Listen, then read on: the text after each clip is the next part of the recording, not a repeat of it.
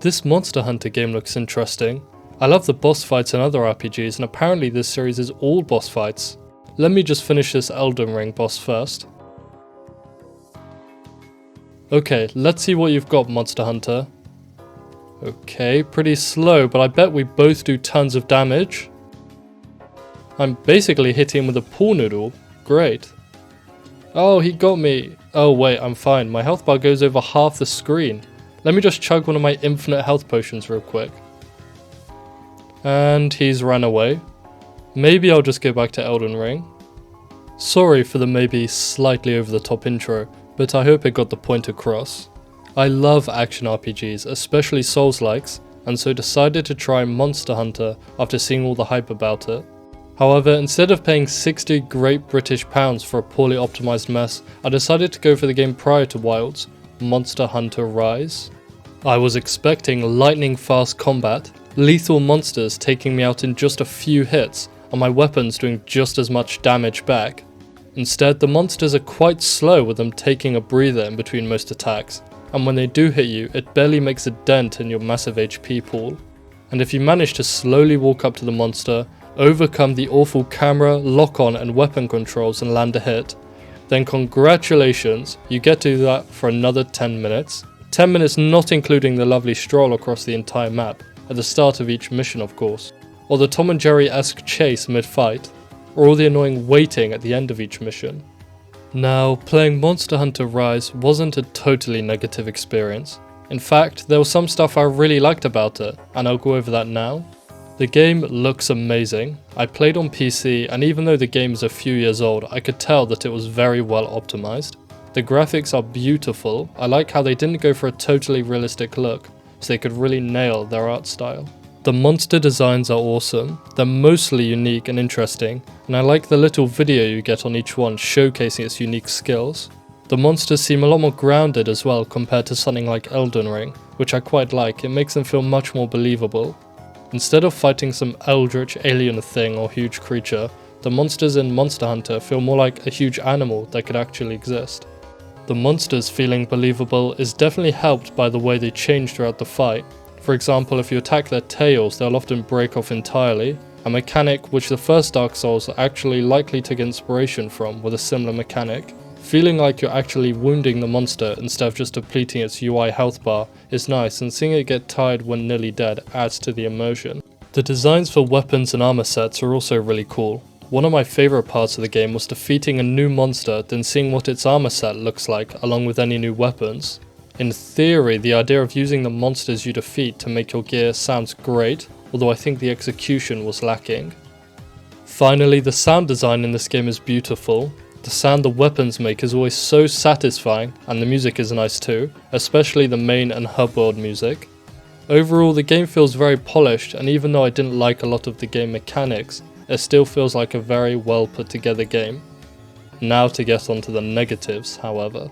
To start with, I'll show the difference between a Monster Hunter fight and what I'm used to in other action RPGs. The first thing I noticed when I started playing the game is the speed difference. Traveling around the world is slow, the player is slow, bosses are slow, and weapons are ridiculously, almost comically slow. I'll start with weapons. In this game there's 14 weapons, all with their own attacks and combos and special moves. That is great and sounds fun. However, really the weapons are much simpler than that. The wire bug mechanic allows you to use super strong special moves on a short cooldown. These moves are usually unparalleled in strength or utility. This means that really the weapons just come down to spamming wirebug moves as often as you can. Then if you want to chuck in some other attacks whilst the wirebugs are on cooldown, you can if you want to. The weapons, as mentioned, also feel super slow and quite clunky to use. There's the usual input buffering and input locking, which is fine, but you can't turn mid-combo. So if you hit a boss and they move their leg a bit, you can either slowly lower your weapon and turn to attack again, or animation cancel with a roll. When you're getting into animation cancelling, when talking about trying to land 2 light attacks in a row, you know there's a problem. The fact weapons attack so slowly and basically lock you in place for the entire duration means instead of dynamically dodging and attacking the boss, the strat is to slowly walk up to it, plant yourself by its legs or stomach, and start just hacking away. Not only is this the easiest method, but also an incredibly effective one. I never once failed a mission doing this, and I can only assume this is how you're meant to play. Throughout my time with Monster Hunter Rise, I used 3 different weapons: the dual blades, hammer, and finally the lance. Each one sucked for different reasons. First of all, the dual blades I picked up because they were the only weapon that felt remotely nice to use. Not being able to move during combos feels so awful, but because the dual blades are the quickest weapons with short combos, they didn't feel so bad. However, with them you're literally incentivized to just spam attacks as quickly as possible, so the best strat is just to run up to enemies and spam light attack. This gets super boring after a while, as you could probably guess. Next was the hammer, and this weapon was fun but suffered from the wirebug problem. The 2 wirebug moves it has are both pretty good. One does a big chunk of damage and the other closes the distance. So with the hammer, the strat is basically just to spam wirebug moves and occasionally a heavy attack. Finally was the lance, which comes with a shield. The shield is incredibly OP as it blocks basically all damage and doesn't use much stamina, so you can just block anything and everything. The trade-off is that you can't roll at all, so you have literally no choice except holding block and poking with the lance. The lance has a nice wirebug move that pulls you towards the boss if you hit them with it already, which is great for closing the distance. It's a good thing too, as otherwise using the lance makes you incredibly slow. Another weird quirk with the game's weapons is that certain things you can only do with your weapon sheathed or unsheathed, the most annoying being running. So if you want to run, you have to slowly put your weapon away then start jogging, but since it takes so long to sheathe your weapon, it's often far too dangerous to do in combat, as by the time your weapon is away, the monster is either legged it or attacked. So that leaves you with the only option being to super slowly inch towards the enemy with your shield up. Closing the distance with a charge or wirebug is nice, but often in the time between you starting one of those moves, the boss has time to attack you, and since you can't cancel it, they often just don't work. So with the 3 weapons I used, it was either spam light attack and slowly run after the boss, spam the same 2 moves over and over again the whole fight, or slowly inch towards the boss with your shield raised for an easy but boring fight. None of those options sound like great fun to me. Whoever came up with the lock-on system in this game should be fired. The system was created in 1996 in Ocarina of Time, and yet over 20 years later they somehow made a far worse version in this game. For starters, you can only lock onto bosses, not normal enemies, which can make normal enemies incredibly annoying to attack if they move too much. Then, once you're fighting the boss, instead of locking on just going for the nearest target, then using a stick to change the target like is customary, you have to go through this mini menu to decide what you want to lock onto. Making the lock on so weirdly complicated is such a baffling decision. Furthermore, you can only ever lock onto a monster's head, stomach or tail, so often if you're in the wrong spot, there's no good thing to lock onto.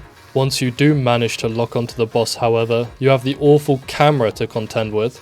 You can often see very little of what the boss is doing due to the camera being shoved up the monster's ass half the time, and if you go anywhere near a wall, just hope and pray that you get a single glimpse of what is going on. The bosses themselves are cool thematically, but in gameplay not so much. Did you know in Dark Souls 3 everyone hates this boss Osiris for having an attack where he just charges with barely any warning, which turns his whole body into a hitbox? Well, basically every monster in this game has an attack just like that. The monster hitboxes are pure jank, often being way off or very hard to see. Not to mention, if you get hit, chances are you're going to get launched halfway across the map like you just got hit with a Jigglypuff rest, then spend the next 5 seconds getting up again only to get knocked down again. The combat is clearly not designed around the player dodging everything, and that's okay, but when most hits stop you playing the game for a bit, it gets old quick.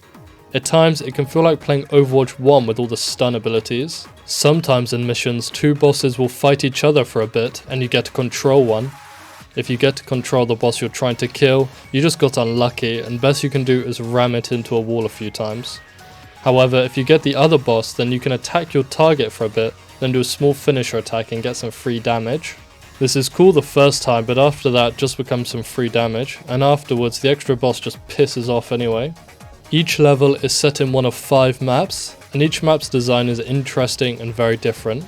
However, why on earth did they decide this was the best way to go for level design? If a boss spawns on the other side of the map, which happens most of the time, then you just have to spend a few minutes riding there on your dog. When I first played, I thought the little bugs giving me buffs would be permanent, like they'd give me little stat boosts but could only be collected once, to incentivize you to explore each map a lot. Instead, they reset every time, so at best you get a tiny, unnoticeable increase to your stats for that one mission. If you could start in different corners of the map or travel around much quicker, this wouldn't feel so annoying. Instead, during missions, you spend tons of time just running through the map either to get to the boss, then chasing it when it runs away. This game has a lot of RPG mechanics like consumable items and upgrades. I admit I'm not really a consumable items guy. I like saving them for when I need them, and usually that time never comes. This game has a ton of different ones, but the only ones that really matter are health potions and whatever extra item just undoes what the boss does. So like the energy drink if you're gonna get paralyzed, or the antidote if you're gonna get poisoned. These are easy to get and so are boring to use. Just carry a few of each and then just use them if you need to, that's all. You can upgrade your weapons in this Frankenstein's upgrade tree where so many weapons seem basically the same. Like they go in different tiers and basically every weapon in each tier is the same. Highest raw damage, a poisonous one, a fire one, etc. Since they all have the exact same moveset, using any of them won't ever change your playstyle. I just used a random one most of the time and it always worked fine. With armor, it's cool that there's a set for each boss, but there's gotta be a way to upgrade them more than just a little bit. I crafted one armor set very early on, then used that for basically the entire game. Why would I bother grinding a boss for its armor when a much better set would just be available 5 minutes later anyway? And why give armors these cool effects when they're so outclassed by later ones? It would be nice if they did something other games do where you can wear one armor set but have the appearance of another, like in AC Odyssey or Wo Long. This would make me want to mix and match different armor sets for their effects, but since that isn't in the game, it's either look awful or have suboptimal gear. Again, I love the idea of crafting armor that resembles each boss, but 90% of them are useless as the game is so short they just get outclassed immediately. Now, I'll throw a bone to any diehard Monster Hunter Rise fans here. It could just be that I'm too good at the game. I mean that fully. I'm so used to difficult games like Elden Ring or Armored Core that Monster Hunter feels like moving in slow motion on easy mode. If I struggled a lot more, I'm sure I'd have to spend time studying boss attacks, or learn weapon combos or use consumables.